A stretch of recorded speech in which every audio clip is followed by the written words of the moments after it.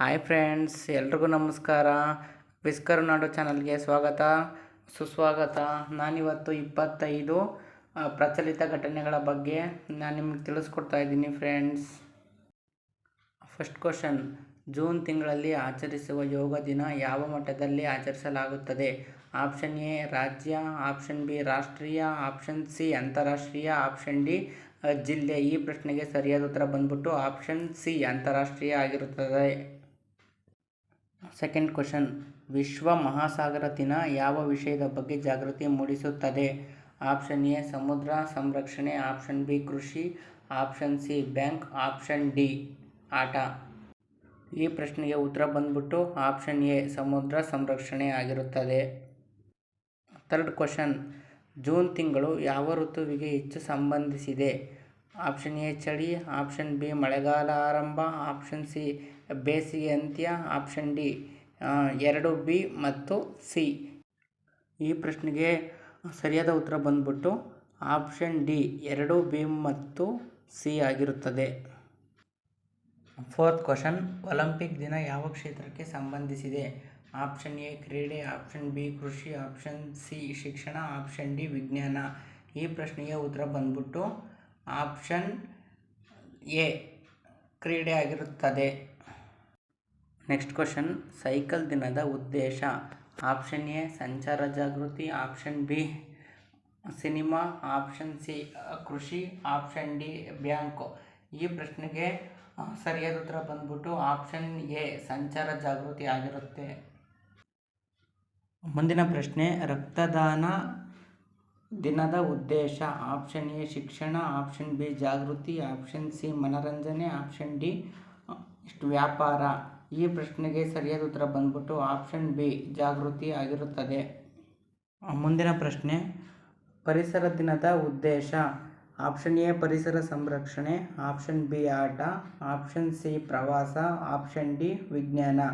ಈ ಪ್ರಶ್ನೆಗೆ ಸರಿಯಾದ ಉತ್ತರ ಬಂದ್ಬಿಟ್ಟು ಆಪ್ಷನ್ ಎ ಪರಿಸರ ಸಂರಕ್ಷಣೆ. ಮುಂದಿನ ಪ್ರಶ್ನೆ, ಯೋಗ ದಿನದ ಮುಖ್ಯ ಉದ್ದೇಶ ಏನು? ಆಪ್ಷನ್ ಎ ಆಟ, ಆಪ್ಷನ್ ಬಿ ಆರೋಗ್ಯ, option C cinema, option D ವ್ಯಾಪಾರ. ಈ ಪ್ರಶ್ನೆಗೆ ಸರಿಯಾದ ಉತ್ತರ ಬಂದ್ಬಿಟ್ಟು ಆಪ್ಷನ್ ಬಿ ಆರೋಗ್ಯ ಆಗಿರುತ್ತೆ. ಮುಂದಿನ ಪ್ರಶ್ನೆ, ಜೂನ್ ತಿಂಗಳ ವಿಶೇಷ ದಿನಗಳಲ್ಲಿ ಹೆಚ್ಚು ಆಚರಿಸುವ ವಿಷಯ ಯಾವುದು?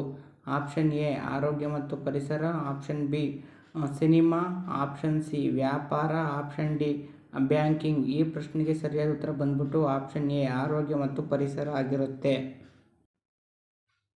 ಮುಂದಿನ ಪ್ರಶ್ನೆ, ವಿಶ್ವ ಮಾದಕ ವಸ್ತು ವಿರೋಧಿ ದಿನದ ಉದ್ದೇಶ ಏನು? ಆಪ್ಷನ್ ಎ ಜಾಗೃತಿ ಮೂಡಿಸುವುದು, ಆಪ್ಷನ್ ಬಿ ಮನರಂಜನೆ, ಆಪ್ಷನ್ ಸಿ ಶಿಕ್ಷಣ, ಆಪ್ಷನ್ ಡಿ ಪ್ರವಾಸ. ಈ ಪ್ರಶ್ನೆಗೆ ಸರಿಯಾದ ಉತ್ತರ ಬಂದ್ಬಿಟ್ಟು ಆಪ್ಷನ್ ಎ ಜಾಗೃತಿ ಮೂಡಿಸುವುದು ಆಗಿರುತ್ತೆ. ಮುಂದಿನ ಪ್ರಶ್ನೆ, ಜೂನ್ 2026ರಲ್ಲಿ ಕರ್ನಾಟಕದ ಮುಖ್ಯಮಂತ್ರಿಯಾಗಿ ಯಾರು ಪ್ರಮಾಣ ವಚನ ಸ್ವೀಕರಿಸಿದರು?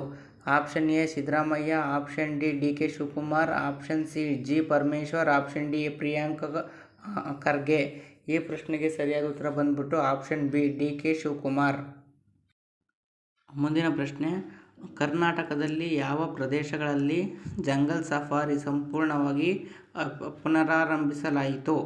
ಆಪ್ಷನ್ ಎ ಬಂಡೀಪುರ ಮತ್ತು ನಾಗರಹೊಳೆ, ಆಪ್ಷನ್ ಬಿ ಕಬಿನಿ ಮತ್ತು ಹಂಪಿ, ಆಪ್ಷನ್ ಸಿ ಮೈಸೂರು ಮತ್ತು ಶಿವಮೊಗ್ಗ, ಆಪ್ಷನ್ ಡಿ ಕೊಡಗು ಮತ್ತು ದಾವಣಗೆರೆ.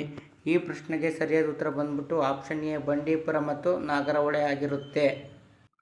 ಮುಂದಿನ ಪ್ರಶ್ನೆ, ಜೂನ್ ಕೊನೆಯ ವಾರದಲ್ಲಿ ಕರ್ನಾಟಕದಲ್ಲಿ ಯಾವ ಹವಾಮಾನ ಎಚ್ಚರಿಕೆ ನೀಡಲಾಯಿತು?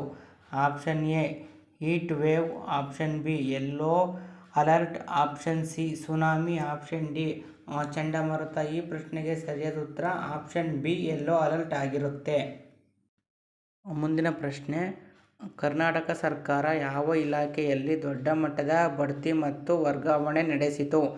ಆಪ್ಷನ್ ಎ ಶಿಕ್ಷಣ ಇಲಾಖೆ, ಆಪ್ಷನ್ ಬಿ ಕಂದಾಯ ಇಲಾಖೆ, ಆಪ್ಷನ್ ಸಿ ಆರೋಗ್ಯ ಇಲಾಖೆ, ಆಪ್ಷನ್ ಡಿ ಪೊಲೀಸ್ ಇಲಾಖೆ.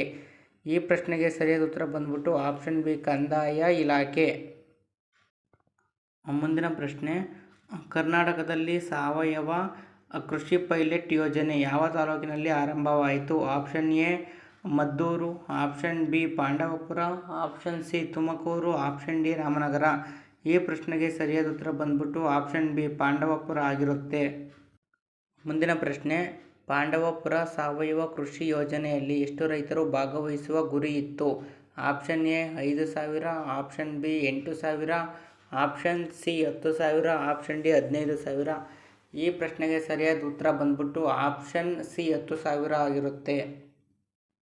ಮುಂದಿನ ಪ್ರಶ್ನೆ, ಜೂನ್ 2026ರಲ್ಲಿ ವಿಶ್ವ ನಂಬರ್ 1 ಅಂಡರ್-13 ಟೆನ್ನಿಸ್ ರ್ಯಾಂಕಿಂಗ್ ಪಡೆದ ಕರ್ನಾಟಕದ ಆಟಗಾರ್ತಿ ಯಾರು? ಆಪ್ಷನ್ ಎ ಸೃಷ್ಟಿ Kiran, option B Sania Mirza, option C Ankita Raina, option D Ashwini Ponnappa. ಈ ಪ್ರಶ್ನೆಗೆ ಸರಿಯಾದ ಉತ್ತರ ಬಂದ್ಬಿಟ್ಟು ಆಪ್ಷನ್ ಎ ಸೃಷ್ಟಿ ಕಿರಣ್ ಆಗಿರುತ್ತೆ.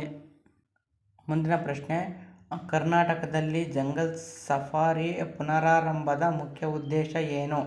ಆಪ್ಷನ್ ಎ ಪ್ರವಾಸೋದ್ಯಮ ಮತ್ತು ಸಂರಕ್ಷಣೆ ಸಮತೋಲನ, ಆಪ್ಷನ್ ಬಿ ರಸ್ತೆ ಅಭಿವೃದ್ಧಿ, ಆಪ್ಷನ್ ಸಿ ಕೈಗಾರಿಕೆ, ಆಪ್ಷನ್ ಡಿ ಶಿಕ್ಷಣ. ಈ ಪ್ರಶ್ನೆಗೆ ಸರಿಯಾದ ಉತ್ತರ ಬಂದ್ಬಿಟ್ಟು ಆಪ್ಷನ್ ಎ ಪ್ರವಾಸೋದ್ಯಮ ಮತ್ತು ಸಂರಕ್ಷಣೆ ಸಮತೋಲನ ಆಗಿರುತ್ತದೆ. ಸೊ ಫ್ರೆಂಡ್ಸ್, ಇದಾಗಿತ್ತು ಇವತ್ತಿನ ಒಂದು ವಿಡಿಯೋ. ಹೆಚ್ಚಿನ ಮಾಹಿತಿಗಾಗಿ ಕ್ವಿಜ್ ಕರುನಾಡು ಚಾನಲ್ನ ಲೈಕ್ ಮಾಡಿ, ಶೇರ್ ಮಾಡಿ, ಸಬ್ಸ್ಕ್ರೈಬ್ ಮಾಡೋದು ಮರಿಬೇಡಿ ಫ್ರೆಂಡ್ಸ್. ನೆಕ್ಸ್ಟು ನೋಟಿಫಿಕೇಷನ್ಸು ತುಂಬ ಆಗ್ತಾ ಇರ್ತವೆ ಫ್ರೆಂಡ್ಸ್. ಈ ಥರ ಕ್ವಿಜ್ ಅಟೆಂಡ್ ಮಾಡೋದ್ರಿಂದ ಎಕ್ಸಾಮ್ಗೆ ಯೂಸ್ಫುಲ್ ಆಗುತ್ತೆ ಫ್ರೆಂಡ್ಸ್. ನಿಮಗೆ ಯಾವ ಸಬ್ಜೆಕ್ಟ್ ಮೇಲೆ ವೀಡಿಯೋಸ್ ಬೇಕು ಅಂತಂದರೆ ಆ ಸಬ್ಜೆಕ್ಟ್ ನೇಮ್ ಕಮೆಂಟ್ ಮಾಡಿ ಫ್ರೆಂಡ್ಸ್. ಅದ್ರ ಮೇಲೆ ನಾನು ಜಾಸ್ತಿ ವೀಡಿಯೋಸ್ ಮಾಡಲಿಕ್ಕೆ ಟ್ರೈ ಮಾಡ್ತೀನಿ. So friends, thank you so much.